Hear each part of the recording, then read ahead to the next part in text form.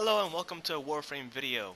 So, the latest update has been here for like a while now, maybe even a week, and we got ourselves a badass looking shotgun. I'm not gonna lie, I love the Corinth shotgun. It's like I'm okay with the Tigris, highest dealing damaging weapon in the game. I am okay with the Arcoplasmor. It's pretty cool. The Vaker Hack, but then there is the Corinth, which is just amazing. I mean that gun just needs a video on its own, honestly. But along with the awesome shotgun and a few other things that we actually also got, we also got the event called the Ghoul Purge, and it's basically it's a serious event where you can talk to Kanzu and basically activate it. It's two separate things, separate missions, and yeah, you basically go into the plains and you kill a new type of enemy or enemies, which are called the ghouls. My advice is, while I don't know, I believe they also might be available after the Ghoul Purge. They're not going to disappear or anything, so they're still gonna be in there, but just to be safe, I suggest when you're doing, if you haven't done the Ghoul Purges, then you might want to equip a Helios or a Helios Prime, or if you've done them before, I mean, it's always good to scan them just to have them on those, just to have them in the codex. It's always good. Plus, it also, I think it gives you points for things that basically are completed in the codex. Kind of gives you points.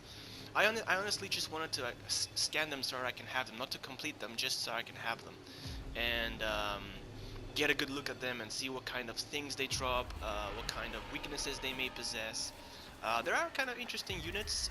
They're not really that, like, I wouldn't say they're any danger of anything. Like, literally, one shot from pretty much any of my weapons that are fully, like, kitted out would instantly just down them. So, they're not really that dangerous. Even on higher levels, they aren't really that dangerous. Um, and on top of that, we also have the Hunter mods, which were, well, normally they made, the Hunter mods made their debut when Plague Star was a thing, and obviously after Plague Star you could no longer acquire them, but it seems like the developers decided that they wanted to add them to this event, whether it was because there were, lack of rewards for the event, or because people wanted those again. I don't really know. I honestly don't know. But they're back, and so if you had not farmed them before, then you can farm them now. They are a very good set. I can recommend them. I can recommend all of them. They are a very good set. For the Ghoul Purges in general, just for the missions, I did see a lot of embers in my squad. Specifically in this particular squad that I'm actually at, literally I had what 3 embers, with only me being the one left out, with their world on fire. So I mean, I'm not gonna lie. I mean, it definitely helps, since you have that AOE, that very nice AOE. And also in previously, I also was in a squad with a group of Necros as well. A group of Necroses, because apparently the ghouls also have a chance of dropping blueprints, such as the gun blueprints, which normally are a reward for when you complete the missions, but they also have a chance of dropping them. Plus, they also drop the mods for the new weapon, the Gunsen, which is a what's it called? It's a fan weapon, like a proper fan weapon. Although I'm not gonna lie, even though I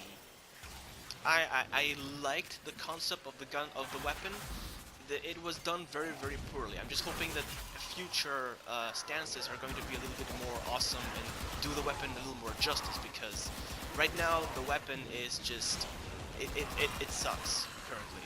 Its statuses are okay, but its combat style just completely sucks. It's nothing like what I would have expected it to be. But yeah, that also needs another video of its own. But yeah, you can also acquire the mods for its stance from these guys, and obviously having Necros in your group, you can kill them and desecrate them, and you have a higher chance of acquiring the drops as well. So yeah, that's a thing that you can do, and it actually does work. I actually have acquired a gun. I think I acquired the what was it? The third? No, the primary gun. I don't know. Wartac? Quartak, something like that it's called. I literally acquired that weapon from a Necros Desecrating. So yeah, you can get them that way. And yeah, I do. The event is pretty much very simple. It's like your basic. Well, it's just like any other event in any other like bounty. Pretty much, it's the exact same, with the exception that it introduces the ghouls. And while you will be fighting some other Greniers, I think most of the Greniers that you actually fight are just Greniers who just happen to be there. They're not actually like Greniers that go into the action. They're just there. Either they are in the environments that they're in, or they just randomly appear from the skies like they normally would. Uh, but other than that, you'll be fighting mostly just ghouls. Um, so yeah, I mean it was a good introduction for the ghouls. Me, I prefer the safety of my Titania, obviously. A Titania with a fully kitted out Optiker. My Optiker finally had a very good mod set for it. So um, I can really like use it to good effect, and obviously with a Titania that's like amazing. I can't wait for her arguments to come out. That should be interesting with a good setup. Honestly, I do believe that on higher difficulties, Titania is pretty much she is a support that you definitely want on your team when you're doing high level missions. I mean, obviously there are other combinations, but a Titania for like that sky support is like literally having an air support at all times, just going around killing enemies that you cannot see. Because when you're on the ground, your vision can be obscured by the slightest elevation that you might be on or not on. So it's good to have something to be on the skies. And even though you can use your Archwings at any given time, you pretty much become an easy target, and you will drop instantly. The moment they see you, you'll instantly be dropped. So it's not really that effective. The Archwings aren't really that effective, unless of course you're using the Amesha, in which case you can just absorb you can just use the power to absorb all the damage. So I mean, sure, why not? But I prefer Trinity. Not only does she deal a ton of damage depending on what kind of weapons you have equipped on her, she also is harder to hit as well. Plus, her fairies will basically be going around, or pixies, whatever they are, will be going around, or butterflies. Actually, I think there might be metallic butterflies or something. Of all things, they will be basically going around distracting enemies and also slightly damaging them. So that's also good. Oh man. And yeah, I do like using Titania in this particular mission. Obviously, so I do recommend a mixed group of either a Necros to desecrate the ghouls, so you can acquire more mods and also acquire more weapons, because why not? I don't know if you can trade the Quartak and the other one, the other weapon. The Quartak is a good catch. It's a good rifle. I do like the weapon. It's pretty good. It has a good overall damage, dealing both slash, impact, and puncture damages, with a very decent critical and a very decent status. In fact, although it has a really severely higher status, so I would definitely recommend at least acquiring it and trying it out for yourself, because it is actually a very good rifle. It's just your basic semi-automatic rifle, basically. It's kind of like, well, it's kind of like the I don't remember its name right now, but it's a single fire rifle basically, but it's actually pretty good. And it also fires 4 times, so it actually fires 4 bullets every time you shoot once, so that's also pretty good. The second one, which is the secondary, I don't remember its name though. It's okay. I mean, it's a submachine gun, a pistol submachine gun. It's not that bad, honestly. It deals decent damage, has some decent stats, but it's really nothing special. I mean, we have secondaries that are way more powerful. Like, I mean, it can't hold a candle to either an Acalex or an Axtiletto or a Euphora Prime or the Vaker Marma. Those still are like one of the best secondaries that we have, with a few others that I might not be able to think of right at the very moment. So when it comes to secondaries, okay, just it's basically it ends up being Codex fodder basically. So the weapons are okay, I guess. You can say that I did, level them up and just see what they did. So yeah, I did okay for them. So yeah, you definitely want to bring a necklace to basically acquire all of those extra stuff that the ghouls will be dropping. An Ember Prime for some crowd controlling and dealing damage on an area of effect will also be definitely effective, or just an Ember. I do recommend Firequake. That would actually make things way easier, since the ghouls are melee fighters. Most of them are actually melee fighters, if not all of them, and they will basically come close to you. And if you kill them at close, some of them will actually explode and deal status afflictions. I believe they deal cold and something else. And yeah, it can be kind of annoying, so I recommend keeping them at a distance, and that's where an Ember Prime can come in handy with a Firequake on her. And a Titania, of course, for that area of effect, to basically see where the enemies are popping out of and calling them out or just annihilating them. And the third one, and the fourth member can be anything.